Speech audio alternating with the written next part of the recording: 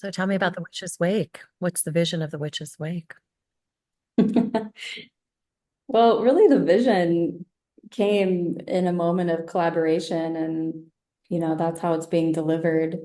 It was just a visioning that came through of like, wow, what would it be to honor our ancestors who were persecuted and murdered and give them a proper burial? Mm. Because, like we see around the world, like we saw with COVID, like we're seeing in the Middle East, when you're in that place of just absolute destruction and warfare, you don't often have time to process the grief. The families don't have time to mourn, and maybe they don't even receive the body, right? So there's all of these, especially cultural rituals that we've really been get pushed to the wayside when there's crisis. And so too our ancestors.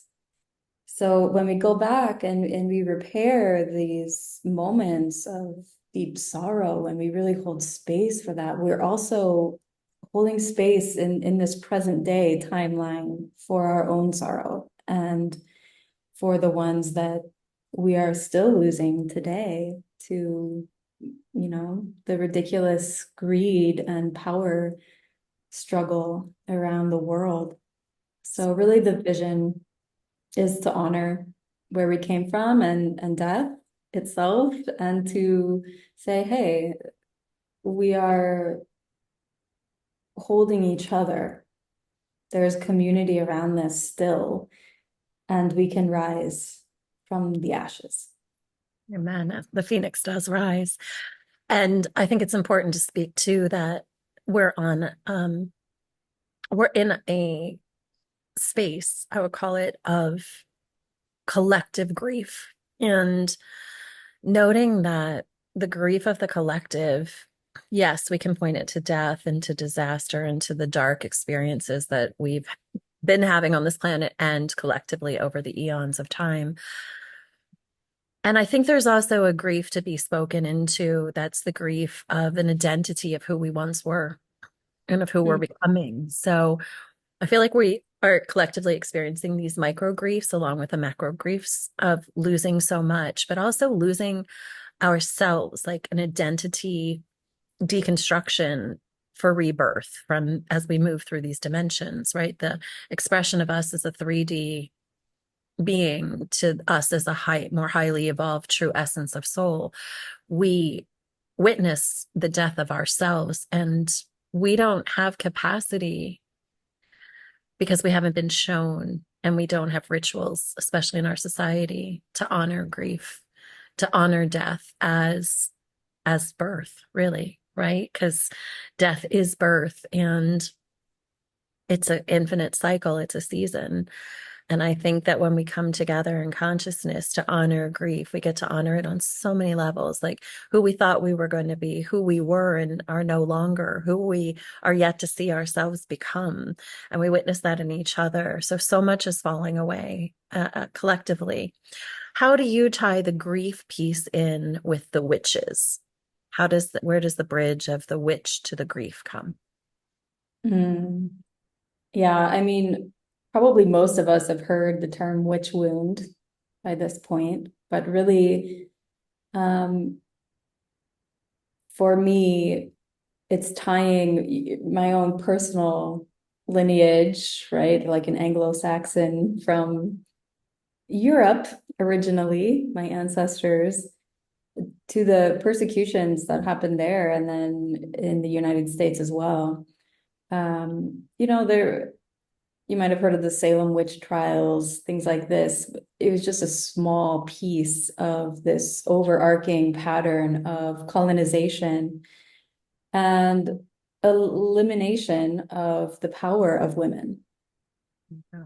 Mhm. And it was more than just, and oftentimes it was not even at all attacking women who did magic. Right. It was actually very political.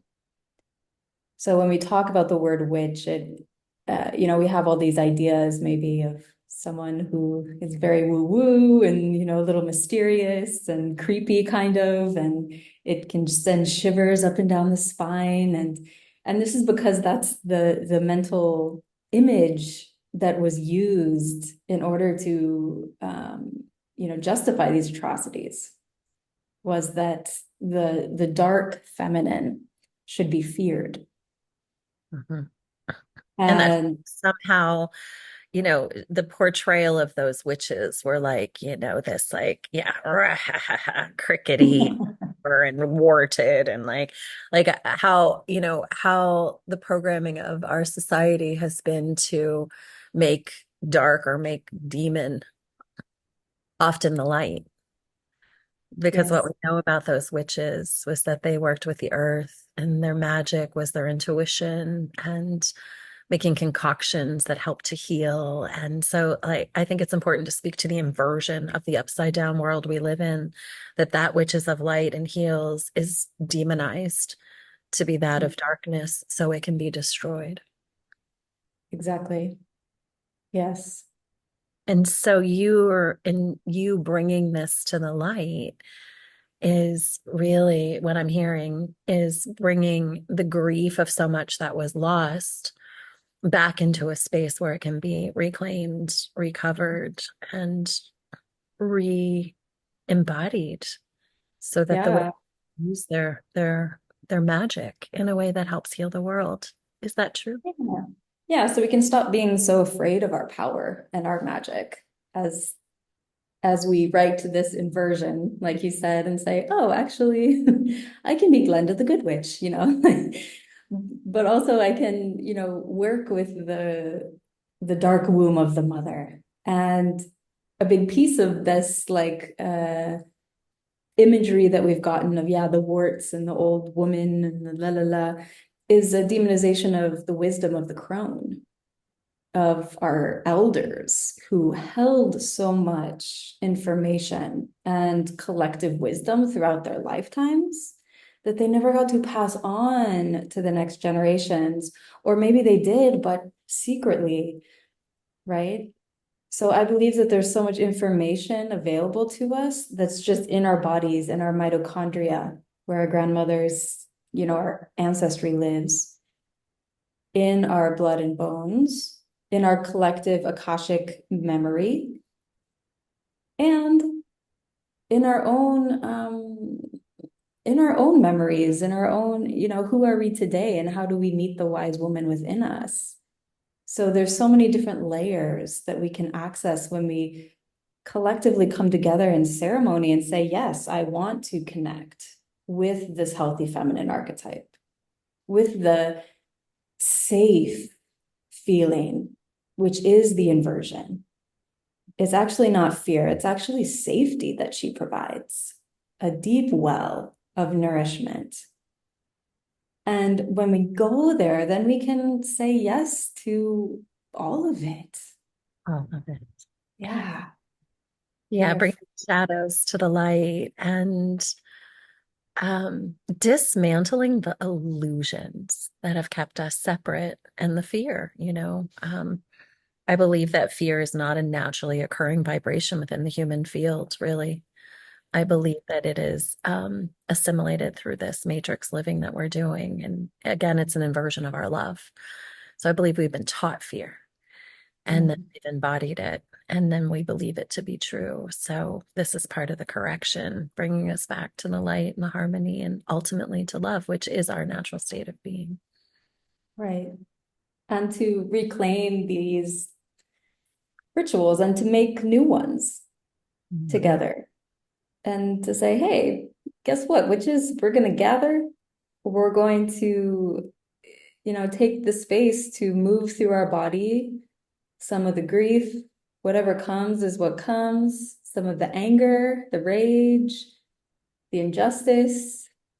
And guess what's underneath that? We get to access our motivation towards sacred leadership. We get to access so much more depth of who we are when we free ourselves from this indoctrination that just isn't true. It's not our natural state, like you said. And so I think people can also say like, oh, that doing shadow work can be deeply confronting, of course, and it doesn't have to be that hard at the, Yeah. in Done some are the days ways. of done are the days of, I do believe, I mean, therapy, if that is what's working is great, but I believe that we get into this mindset from traditional kind of therapy that we have to process and we have to go in and forgetting that we're these quantum infinite beings that have, once we access, we can transmute instantaneously.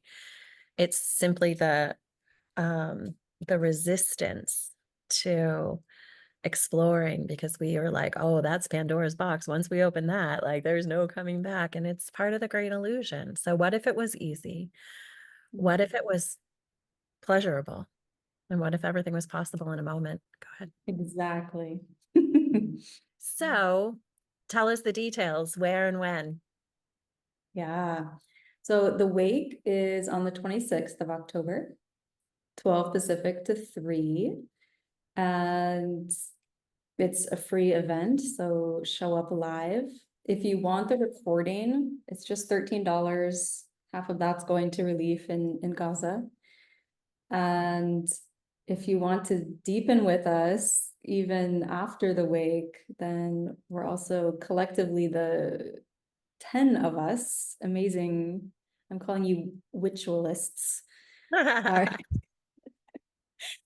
are offering a deepening course over 5 modules. And I'm so stoked with everything that the women have come up with so far. We're diving through the different elements, the 5 different elements, and it's a chance to get the practical magic also of how do we really Love that. awaken these gifts in ourselves. Absolutely. So come for one or all of it. Mhm. And the link is above, below, or in the bio, wherever you're watching this. We'll see you there.